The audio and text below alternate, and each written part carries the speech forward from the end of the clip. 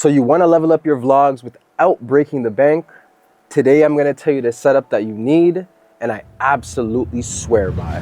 The first thing you need to know is choose the path of least resistance. Keep it simple, silly. You just need a lightweight camera that's extremely compact that gets the job done. You don't need one big professional camera. You don't need a cinema lens camera. You don't need a Netflix approved camera. You just need a light, compact, high quality camera. You could even use your phone. You always have your phone on you. That will lower the friction and keep you vlogging consistently. You need to prioritize portability and quick access above having a cinema camera. You don't have to be like me and buy a professional camera. I only do this because of client work. If it wasn't for that and I was just documenting my life, I wouldn't be even using this camera. You gotta make sure your camera setup is not too difficult to set up. It's not too heavy, because if it's too heavy and it's too difficult, you're not even gonna bother. Our brains are inclined to do what's easiest to us. So if you're making this hard and difficult for you to set up, you're not even gonna vlog consistently. That's why everyone is buying those GoPros and those Osmo Pockets.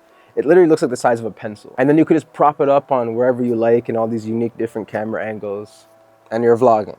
So the best vlogging camera out right now is the Sony ZV-E10. It's extremely light and compact, and it's little to no effort in getting professional looking footage. Two great features that the Sony ZV-E10 has is its flip out screen, so you can actually get a real look at what you're looking like in the camera. And the autofocus on Sony is just remarkable. You already know that though. Honorable mentions for vlogging cameras is the GoPros or the Osmo Pockets, like I stated earlier. They're just so small, so light, so compact. They just do so many little things. They can get all these unique camera angles. Like, it's a no-brainer if you have the budget to do so. So when talking about lenses in tandem with the Sony ZV-E10, the 10 to 20 millimeter f4 is your best friend. In general, you just need an ultra wide lens to vlog.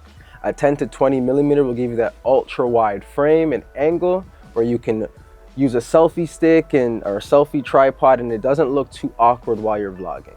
That talking head space will not be too narrow, will give that nice ultra wide feel, and it's much more visually compelling to the eye while you're vlogging with the ultra wide lens. The Sony 10 to 20 millimeter also has a power zoom on it, so it gives that cinematic movement, and the f4 aperture is very good in low light. In most cases, you're gonna be pretty good. A viewer can forgive slightly shaky visuals, but bad audio is a fucking deal breaker. A good shotgun mic like a Rode Video Micro, those Rode Video GoPros or whatever they're called, they're all pretty cheap, $100 or so. You can get them on Facebook Market.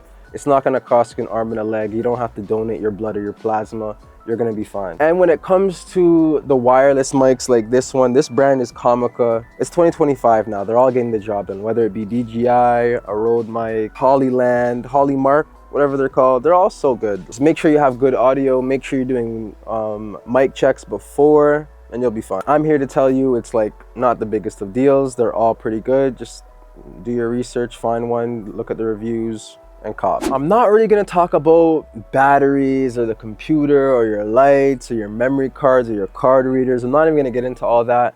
I'm gonna do a future video on my everyday carry for 2025 for filmmakers, so you can stay tuned for that if you wanna know about all the intricate details of what's going on in my everyday carry bag. But yeah, I'm not even gonna get into all that. A sling bag for vlogging is an absolute essential. I remember when I didn't have that, I lost my kit lens. I thought I could just carry all my stuff in like a little bag, but with all these loose parts though, it's not gonna suffice. You need a dedicated vlogging sling bag, something of that sort, whether it's a fanny pack or a sling bag. A sling bag will keep your gear protected and within reach, giving you quick access to shoot at any given moment. You'll never know when you need to pop out and take a picture, take a video with your camera. And if you have to go all the way into your bag and pull it all out, it's a no bueno. You're probably not even gonna shoot because it's not the path to least resistance. If you just have it right here on your side, you prop it out. As for brands, it literally doesn't matter. You can choose the cheapest one on Amazon. As long as it has little compartments for your batteries, microphones, accessories, etc., you're gonna be fine. The only thing I will say is try to get one that's water resistant and has padded compartments, just so you know your gear is absolutely safe. That's about it. I have a couple of these bags, and I have a big Ulanzi 22-liter bag, but that's more for client work. If I'm out vlogging, I have my little $20, $30 sling bag. I'm just out shooting and doing what I need to do, capturing whatever moment or whatever I see that looks aesthetic to me. My big client bag, it could be overkill for literally just vlogging. So the sling bag is all I truthfully need for real. So I feel like this might be a little bit more advanced, but I feel as though you actually do need it, which is a VND filter, a variable neutral density filter. VNDs are essential for controlling light while shooting outside. It allows you to achieve cinematic motion blur without compromising your exposure, which is changing your shutter or not keeping your footage smooth or adjusting your aperture. That's why I believe you really do need a VND. It keeps everything in sync, intact. So the VND that I have is from a brand called K&F Concept, 67mm, 1:9 stops. It's pretty good.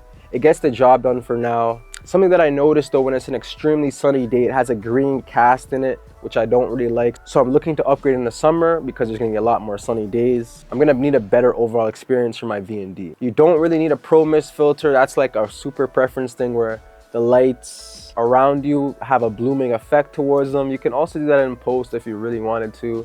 Not an essential at all, but I believe your VND is. Another thing that you're gonna absolutely need for vlogging is a good tripod. I have the K&F Concept tripod. It's like my favorite tripod. I had a heavier tripod. It was a SmallRig one. It was just so big and voluptuous. I never really wanted to bring it around. It was a literal hassle to vlog with. So I got this other tripod. It's so neat, so sleek. I love it. Has me wanting to vlog everything.